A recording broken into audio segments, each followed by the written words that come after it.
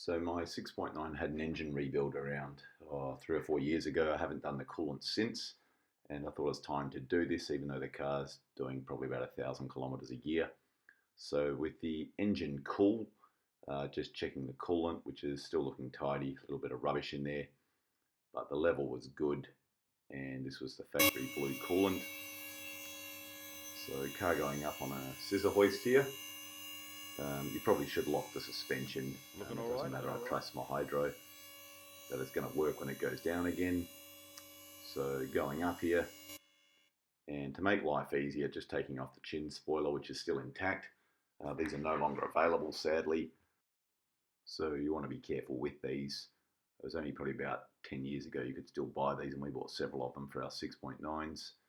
They're held on with around 6 or 7 8mm bolts from memory, and you just take these off and then put the spoiler aside, and you can see there's a few little scratches on the bottom which you pick up no matter how cautious you are.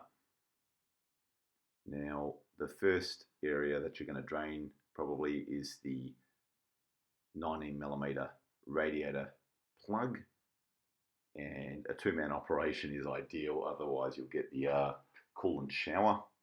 So you can see this is where the bulk of the coolant comes out, and there is around 16 litres according to the manual that you're going to drain out. So it's a hell of a lot of coolant, and the majority comes out of the radiator. When it really slows down, I just put the bucket on the ground and let that keep going while I attended other tasks. Now that right-hand drive side, on the driver's side, the 19mm socket attachment is very poorly located between the exhaust manifold, but it is accessible. The downside is you can't really get a bucket or funnel in there, so I didn't film this coming out because stuff is going everywhere at this point. There's the actual plug which goes on there. The sad side is, again, all my powder-coated exhaust manifolds, new Stabilis engine dampers, they all got the shower. The left side, behind the engine filter and in front of the starter motor, is far friendlier. It still makes a mess, and you can't really stop that from doing anything but going wherever it wants.